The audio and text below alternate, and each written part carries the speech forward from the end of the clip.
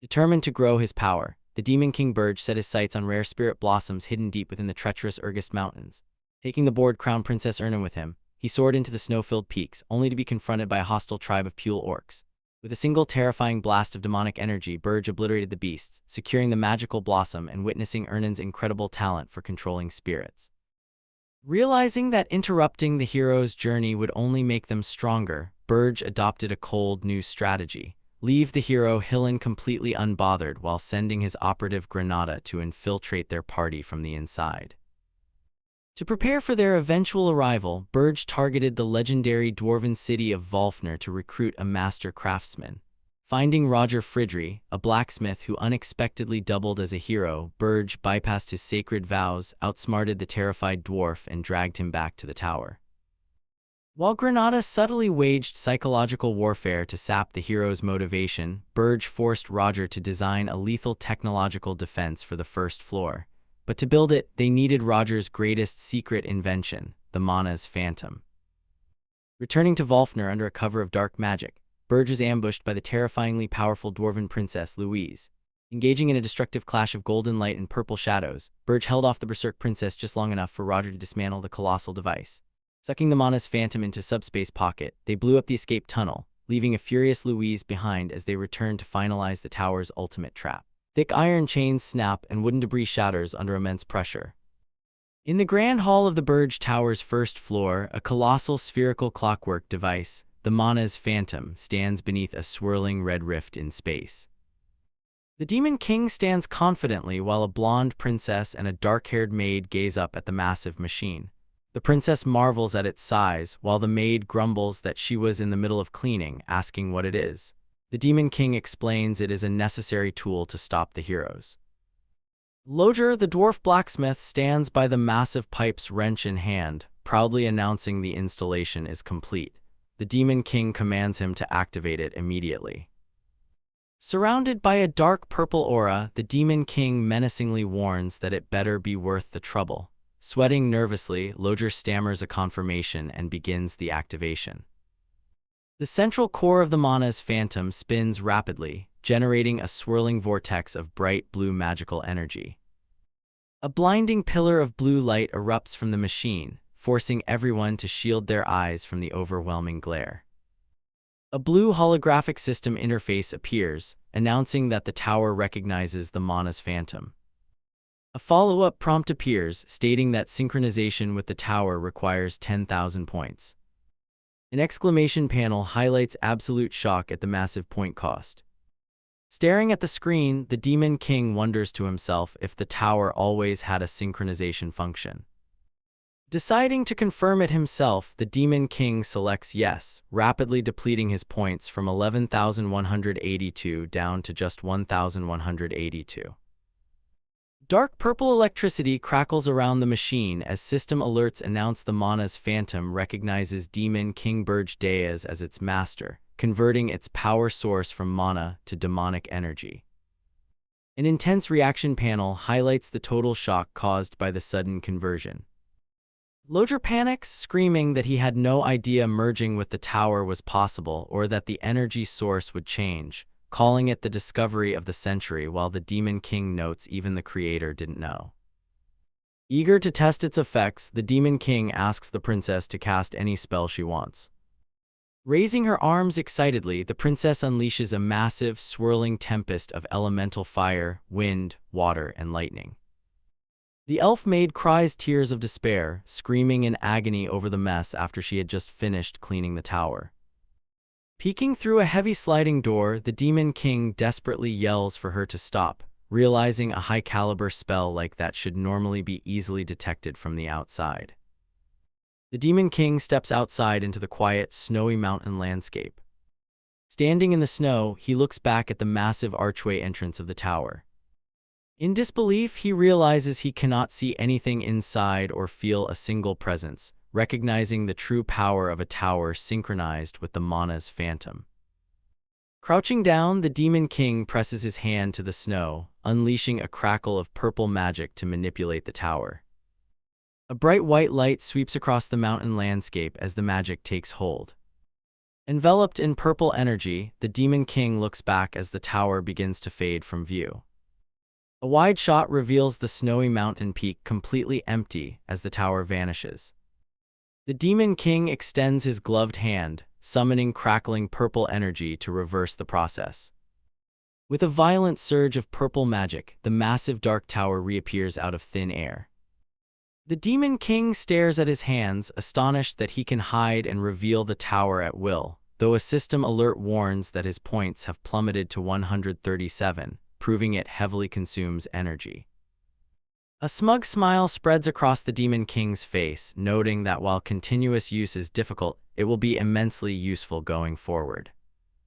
Lodger pops up with a wild expression, desperately begging to examine and tear apart the device in the tower. Clinging to the pipes, Lodger pleads to analyze this historic discovery, making the Demon King sweat drop at his wild eagerness. The Demon King strikes a deal, promising Lodger full access if his first-floor trap wipes out the heroes, igniting Lodger's motivation to sweep them away. As Lodger runs off celebrating, the Demon King proposes to the princess that she face the heroes who reach the fourth floor, leaving her shocked. When the princess protests that she is just a princess, the Demon King slyly counters that she is also a genius spiritist who refuses to return to her royal palace. An intense close-up of the Demon King's eye reveals a moment of doubt, wondering if it is unreasonable to make an innocent princess turn against her own kind. Princess Hilderin holds her chin, lost in thought as small icons of fire, water, wind, and rock swirl around her, as she ponders which element to F. With a chibi version of the Demon King flatly tells her to never mind. The Demon King instructs Ernan that she only needs to fluster the heroes and reveal herself as their enemy, promising to grant her a favor if everything goes smoothly. Against a sparkling background, Princess Ernan agrees to look for an opening, on the condition that she is introduced as the Demon King's subordinate rather than a princess. Sweat-dropping in surprise, the Demon King reluctantly agrees to her simple request, prompting a tiny chibi Ernan to jump for joy. Striking a cute pose surrounded by hearts, Princess Ernan enthusiastically offers to use her looks to seduce the heroes. The Demon King flatly rejects the idea, telling her to simply follow his orders. From an overhead view, the Demon King sits upon his throne in a grand hall, flanked by glowing holographic screens as a cloaked subordinate stands before him. Swiping through his holographic interface, the Demon King details his strategy to reduce the heroes' numbers with mass mana cannons on the first floor, using Princess Ernan as bait on the fourth floor to finish them off. An ominous view reveals an army of over 200 heavily armored heroes. The Demon King acknowledges that his current forces are far too small to cut down even half of them. Holding a glowing purple spirit blossom, the Demon King wonders if he must focus on growing stronger himself, as a system box identifies it as a hyacinth blossom contaminated by demonic energy. The multi-tiered dark fortress of Berje Tower stands tall against the snowy mountain landscape as the Demon King and a cheerful Princess Ernan set out. Standing in the vast snowfield, Princess Ernan sighs that there are no spirit blossoms here either, looking around alongside small floating spirits. A dizzy spirit flops onto the Demon King's head while Princess Ernan remarks that this is already his third attempt, suggesting their first find was merely luck. A massive, blue-skinned clawed arm reaches into the snow with heavy footstep sounds, putting the Demon King and Princess Ernan on high alert. A formidable blue-skinned frost orc with braided white hair, face markings, and long lower tusks stands firm against the howling cold wind. Charging dark red magical energy in his hand, the Demon King sighs in annoyance, asking if it is the Pule orcs again. The giant orc slams his bare blue foot firmly into the snow with a heavy stomp. Instead of attacking, the giant orc kneels respectfully, introducing himself as Krudu, chieftain of the Blue Frost tribe, and begs to be accepted as the Demon King's kin. A silent reaction highlights the sheer shock of both the Demon King and Princess Ernan. A close-up captures the thick white fur draped across the shoulders of the kneeling chieftain. An intense plea repeats the chieftain's desperate request to be accepted as kin. An overhead shot reveals the rest of the blue-skinned Pule orc tribe kneeling in unison behind Chieftain Krudu. Keeping his magical charge active, the Demon King gazes down at the kneeling tribe from a distance. Looking skeptical, the Demon King questions if they truly expect him to take them in. Chieftain Krudu explains that their ancestors were demons who betrayed the demon realm, seeking the honor of serving the Demon King to atone for their original sin. Interrupting him coldly, the Demon King tells Krudu to save the sweet talk, pointing out that Krudu simply wants to grow stronger since Pule orcs are better suited for demonic energy than spirit blossoms. Smiling, Krudu realizes his true motives are exposed and orders an ally to bring a chest forward. Opening the small dark chest reveals a brilliant glow emanating from 3 elemental spirit blossoms in red, blue, and purple. The Demon King is impressed by Krudu's intelligence and fluent negotiation skills. As several orcs bow in the background, Krudu explains that their tribe valued wisdom over strength to survive in this harsh land. Holding the chest of spirit blossoms, the Demon King asks if they came seeking him to gain strength because they lack it. Chieftain Krudu respectfully bows his head in silent confirmation. An amused smirk spreads across the Demon King's face as he reflects on their choice of wisdom over strength. Satisfied, the Demon King smiles and summons a glowing crimson magical seal in front of him. Crackling dark red energy envelops Chieftain Krudu as the Demon King declares that he will take Krudu in as his kin. A glowing crimson dragon brand burns itself onto Krudu's shoulder as the Demon King commands him to roam the snowfields and grow his tribe. A thick demonic horn violently erupts from Krudu's forehead. The Demon King instructs him to await further orders, promising to reward him with something far greater than raw strength. Enveloped in a dark red aura, the newly evolved Pule orc Krudu stands proudly as a status window confirms his new status as the Demon King's kin. Krudu bows respectfully in the snow before the Demon King and Princess Ernan, pledging his complete and utter loyalty. An overhead view captures the entire Blue Frost tribe kneeling in unison across the snowy mountain peaks, shouting their devotion. The massive dark fortress of Berje Tower stands tall amidst the snowy Urgist Mountains, fully prepared for battle. Outside the tower, an army of Pule orcs wearing thick fur collars marches through a heavy blizzard. On the dark first floor of the tower, dwarf blacksmith Loger stands ready among rows of 60 massive mana cannons pointing outward. On the sunny 4th floor, under a blue grid-like sky, Princess Ernan stands surrounded by 4 floating elemental spirits. Sitting back on his throne, the Demon King monitors all 3 defense sectors on floating holographic screens. In the quiet, dark throne room, the Demon King coldly declares that all the pieces are finally in place.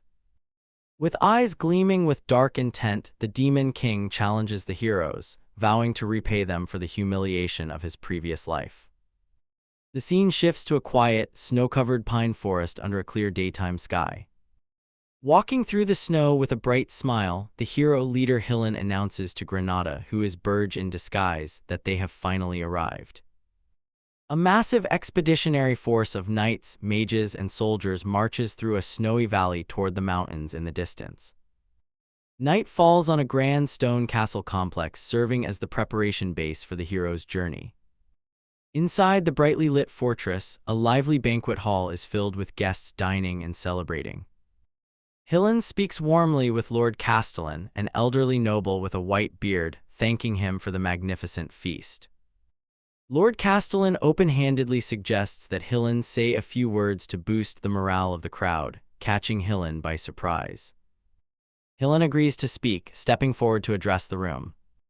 Lord Castellan calls out loudly to the dining hall, announcing that Helen wishes to give a speech. Smiling knights and soldiers across the crowd turn toward the head table with eager anticipation. A loud clearing of the throat draws the attention of the entire room. Helen raises a gloved hand to his mouth, sporting a confident smile as he prepares to speak. Addressing the gathered comrades, heroes, nobles, knights, mages, and mercenaries, Helen declares that their long expedition is reaching its climax. The crowd cheers over wine and food, noting that the Demon King must be terrified since he hasn't sent a single monster, while Helen warns them to remain vigilant. Growing more passionate, Helen proclaims that tomorrow they go to take the head of the foolish Demon King. Raising a glass of red wine high into the air, Helen reminds everyone of their mission to rescue Princess Ernan. A dramatic call-out urges the crowd to remind the world who they are. Helen shouts with fierce intensity, declaring that they will prove who the true masters of the world are. The banquet hall erupts into roaring cheers as the guests raise their glasses and weapons for justice. Standing near the back, Granada quietly observes that the expedition size has remained steady, exactly as the Demon King predicted. He reflects on how Helen's charismatic leadership secured guild funding and kept the wavering mercenaries united. Looking deeply serious, Granada worries that the tower will be easily conquered and briefly contemplates backstabbing the heroes. Suddenly breaking into a cold panic, Granada desperately scolds himself, remembering that the hero's victory will free him from his curse. Clutching his head to regain composure, Granada decides to step outside for fresh air and send his report. Under a bright full moon on a stone balcony, Granada contacts the Demon King to report their arrival, only for the Demon King to coldly warn him that this will be their final communication before the march. Against a dark blue background, the cold warning text boxes of the Demon King flash on the communication screen, instructing Granada to beware of the snow when climbing the mountain and to never let his guard down at night. A close-up of the Demon King sporting a smug, knowing smile accompanies a single, cold word. The third part of the Demon King's warning flashes on the screen, warning him that when the tower door opens, he must never be near it, leaving the disguised elf Berje sweating in absolute panic and confusion.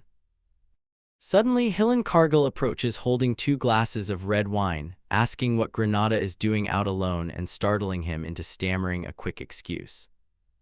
Helen graciously offers a glass of fruit wine to the disguised elf, who accepts it after a brief pause.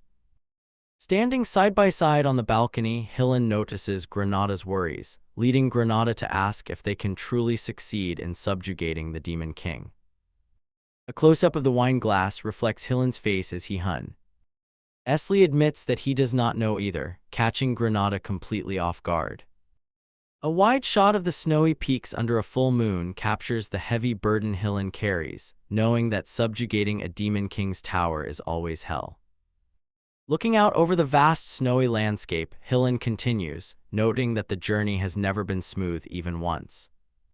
Swirling his wine, Granada brings up Helen's past victory against the Demon King of Lust, pointing out that a newly emerged Demon King should be far less dangerous.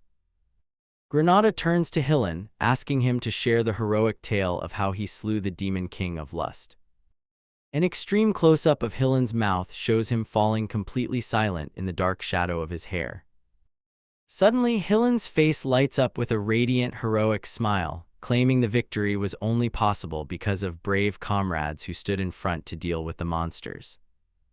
With a warm grin, Helen extends his hand, promising to take the lead while asking Granada to watch his flank so they can win together.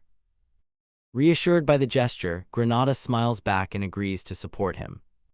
Helen puts his arm around Granada's shoulder as heavy bootsteps echo while they walk back inside the fortress. Granada looks forward with a pensive expression, unaware that Helen walks behind him with eyes concealed in dark shadow. A chilling close-up reveals Helen's face cloaked in darkness except for his cold golden eyes and a sinister smile, privately counting on the elf to act as his shield once again. The next morning, an establishing shot shows the preparation base bathed in bright sunlight. A grand panel captures the massive expeditionary force departing through the main gate to the roaring cheers of soldiers and townspeople. The expedition marches toward a vertical panoramic canyon within the snow-covered Urgest mountain range. Marching through the pass, armored soldiers remark on the surprisingly clear weather and lack of snow, believing the goddess of victory is on their side.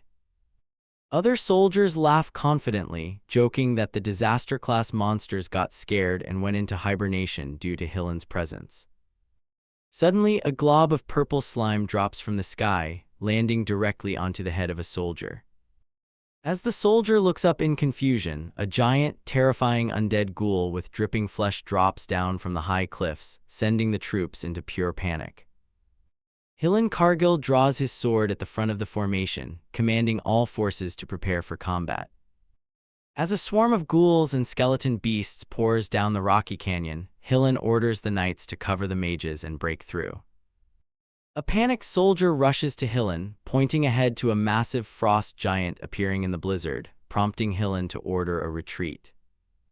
A colossal skeletal frost giant with frozen bone armor and sharp icicle rib cages roars menacingly, blocking their path through the canyon.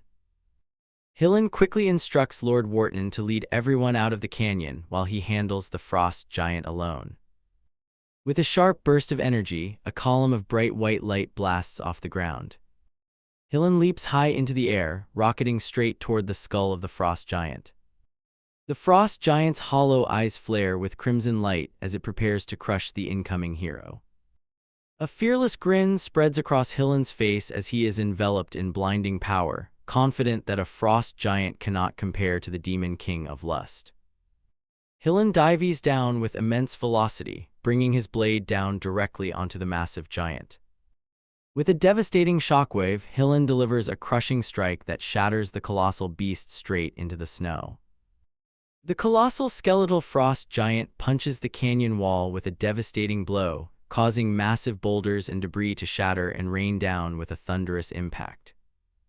Towering high above, the monstrous frost giant looms over the canyon path as Helen Cargill leaps high into the air with incredible momentum, charging his blade with crackling blue lightning. A close-up captures Helen mid-flight, holding his glowing, energy-infused sword as he readies a decisive downward slash. With wide, focused eyes, Helen delivers his strike, shouting for his forces to act now. Helen's blade collides with the giant skull of the frost giant, unleashing a brilliant explosion of blue light and energy that tears through the monster. Landing from the attack, a crazed and wide-eyed Helen yells back to his army with fierce intensity, commanding everyone to run immediately.